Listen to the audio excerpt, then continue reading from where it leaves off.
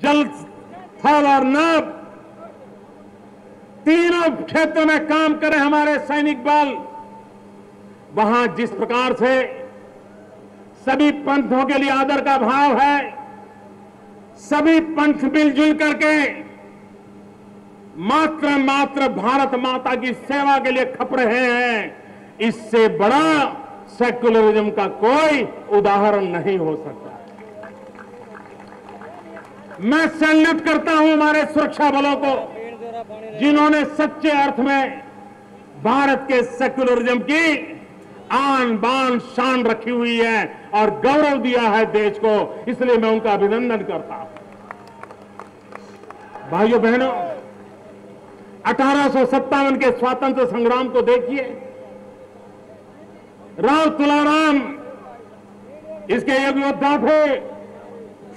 1857 का स्वातंत्र संग्राम में भी सेना में हिंदू में था, मुसलमान थे, लेकिन 1857 के स्वातंत्र संग्राम भी सेक्युलरिज्म की एक मिसाल है कि कंधे से कंधा मिला करके किसी पंथ संप्रदाय का क्यों न हो, दोनों मिलकर के लड़े थे। ये मिसाल आज भी कायम है, आज भी वो परंपरा हमारी सेना निभा रही है। पहली बार सत्ता भूख में डूबे हुए, वोट बैंक की राजनीति में तोड़ना फोड़ने की प्रवृत्ति करने वाले राजनेताओं ने भारत की सेना के इन महान गुणों को, भारत की सेना के इस महान चरित्र को दाग लगा दिया। पहली बार इस देश में सच्चर कमेटी के माध्यम से सेना के अंदर कौन हिंदू है कौन मुसलमान है इसकी गिनती कराने का हुक्म किया। पाप किया है इन लोगों ने, पाप किया है। भारत की सेना जो सिर्फ भारत मां की भक्ति में डूबी हुई है, हर पंथ परंपरा का सम्मान करने की परंपरा को लेकर जी रही है, उसको भी संप्रदाय के रंगों से रंगने का पाप वोट बैंक में डूबे हुए दिल्ली के राजनेता करते रहे हैं।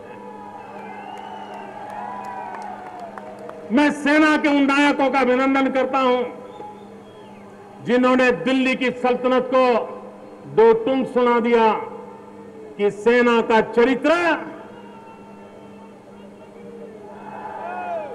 कोई बदल नहीं सकता, हमारे सेक्युलरिज्म को कोई चुनौती नहीं दे सकता। हम सेना के भीतर संप्रदाय के आधार पर कोई गिनती नहीं होने देंगे। हमारा हर फौजी भारत मां का लाल होता है। भाइयों बहनों, ये बहुत बड़ा काम किया है सेना के जवानों ने, लेकिन इन लोगों को, मेरे सेना के जवान, मेरे पूर्व सैनिक, इन लोगों को कभी माफ मत करना जिन्होंने दूध में भी दरार करने की कोशिश की। भाइयों बहनों,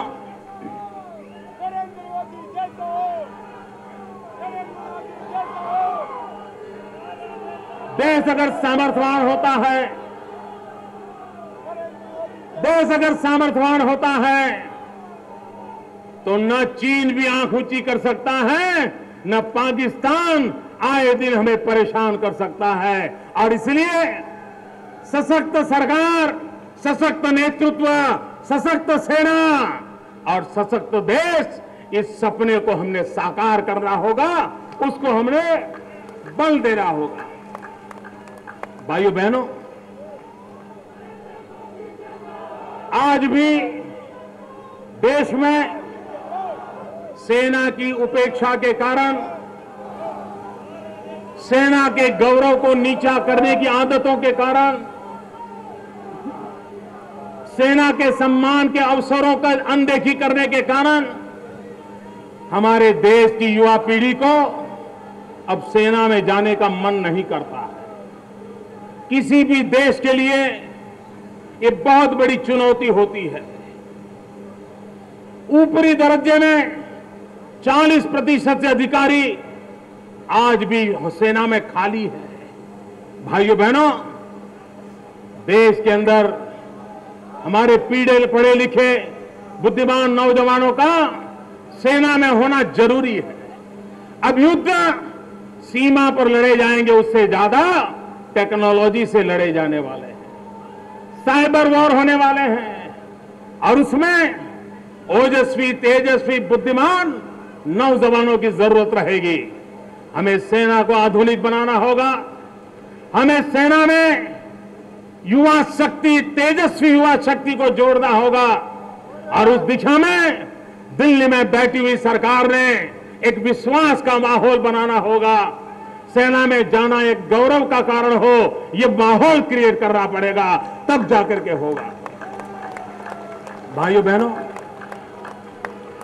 हमारे पूर्व सैनिकों को बीमारी में दर दर भटकना पड़े, हाथ पैर गंवाने वाले, युद्ध की भूमि में शरीर के अंग न्यौछावर करने वाले हमारे आधुनिक दधीची, ये हमारे सैनिक, किसी ने अपना हाथ दे दिया, किसी ने पैर दे दिया, किसी ने दोनों पैर दिए, किसी ने दोनों भुजाएं दे दी, मां भारत को अर्पण कर दी।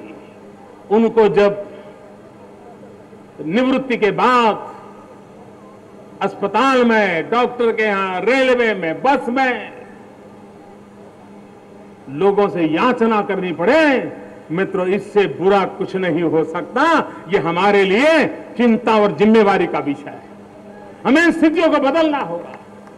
हमारे पूर्व सैनिक गौरव से जिए, आत्मसम्मान से जिए, उनकी वाजिब मांगनियों का स्वीकार हो, उसमें कौन रोकता है? कई वर्षों से 1 रैंक 1 पेंशन आए दिन सुनने को मिलता है। क्या तकलीफ हुई है? मैं आज सार्वजनिक रूप से देश के सेना के जवानों की तरफ से, देश की सेना के पूर्व जवानों की तरफ से भारत सरकार से मांग करता हूं कि 1 रैंक 1 पेंशन के संबंध में क्या स्थिति है, उसका व्हाइट पेपर घोषित करें, श्वेत पत्र घोषित करें। और भाइयों बहनों, मैं कहता हूं, अगर 2004 में वाजपेयी जी की सरकार बन गई होती तो आज 1 रैंक 1 पेंशन वाली समस्या उलझती नहीं। मित्रों, मिल बैठ करके रास्ता निकालते। अटल जी का उदार मन रास्ता खोज लेता, और हमारे पूर्व सैनिकों को, सेना में बैठे हमारे जवानों को एक सम्मान और गौरव के साथ जीने का अवसर देता। भाइयों बहनों, आज देश में कई ऐसे क्षेत्र हैं जिसमें हम सेना के पूर्व सैनिकों को बहुत ही सम्मान के साथ उनकी शक्ति, उनकी डिसिप्लिन, उनका वर्क कल्चर राष्ट्र के लिए उपयोग कर सकते हैं। अब आप देखिए, अग्निशामक दल हिंदुस्तान के हर टाउन में फायर ब्रिगेड होता है। क्या कभी हम सोचे कि हमारे इन अग्निशामक दल के लिए ये पूर्व सैनिक अगर लगा दिए गए, इस देश में कभी आग नहीं लग सकती? सोचने के लिए वो तैयार ही नहीं है, सोचने के लिए तैयार नहीं है। मित्रों, हमारा देश ओलंपिक में अपनी जगह नहीं बना पा रहा है। हमारे पूर्व साथी ओलंपिक में नाम रोशन किया, सेना के जवान।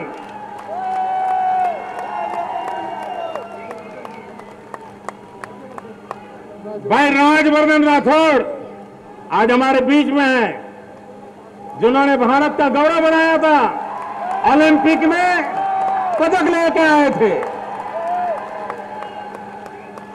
सेना के जवान कैंटोनमेंट में होते हैं। अगर ये देश तय करे कि सेना के जवानों को स्पेशल ट्रेनिंग देके स्पोर्ट्स की, उनके कौशल्य को तैयार करके, क्या हम ओलंपिक में रंग नहीं ला सकते? ला सकते हैं मित्रों। लेकिन कोई सोचने वाला तो चाहिए। उनके पास समय नहीं है, या तो सोचने के लिए ईश्वर ने वैक्यूम रखा हुआ है और उसके कारण कोई नई सोच नहीं। मित्रों, मेरे गुजरात में जब मैं नया नया आया तो बिजली की चोरी बहुत बड़ी मात्रा में होती थी। हमने क्या किया, एक्स सर्विसमैन का पूरा एक दल गठित कर दिया। करीब करीब 1000 एक्स सर्विसमैन को रिक्रूट करके उनका दल बनाया, उनके लिए यूनिफॉर्म तैयार किया और बिजली चोरी को रोकने का काम उनको दिया। भाइयों बहनों, किसी पर कोई कानूनी कार्रवाई करने की नौबत ही नहीं आई। ये सेना के जवान के कपड़े देखते ही इसका इतना मोरल इंपैक्ट होने लगा कि चोर को लगने लगा, करे सेना का जवान आया है, मैं चोरी कर रहा हूं। चोरी बंद हो गई दोस्तों।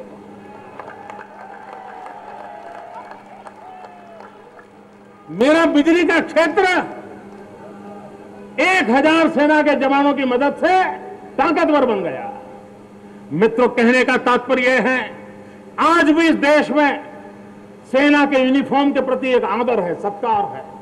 उसको अगर सही तरीके से काम में लाया जाए तो हमें उचित परिणाम मिलता है और हमारा उस दिशा में प्रयास रहना चाहिए। मैं और एक विषय पर भी आपका ध्यान आकर्षित करना चाहता हूं। सेना का बजट लाखों करोड़ों रुपयों का होता है। ज्यादातर रुपये विदेशों से शस्त्रास्त्र इंपोर्ट करने में जाते हैं।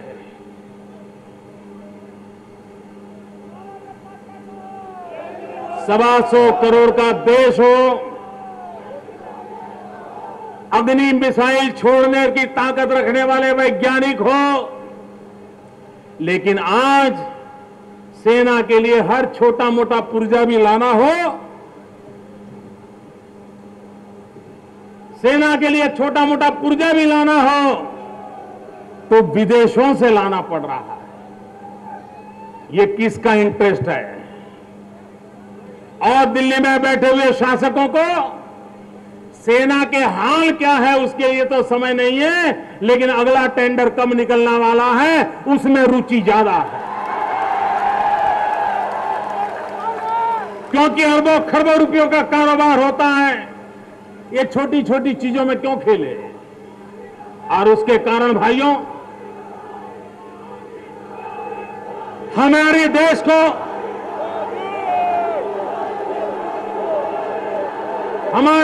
को युद्ध के लिए जो शस्त्रास्त्र चाहिए, जो सरंजाम चाहिए, उस पर देश को आत्मनिर्भर होना चाहिए।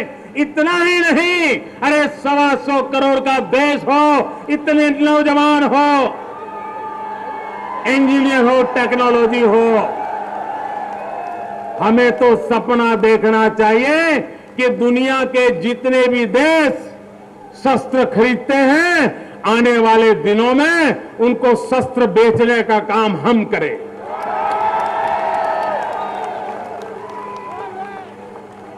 हमें शस्त्र एक्सपोर्ट करने का सपना देखना चाहिए। यह सामर्थ्य मुश्किल नहीं है। मित्रों, मेरा प्रदेश तो बहुत छोटा सा रहा,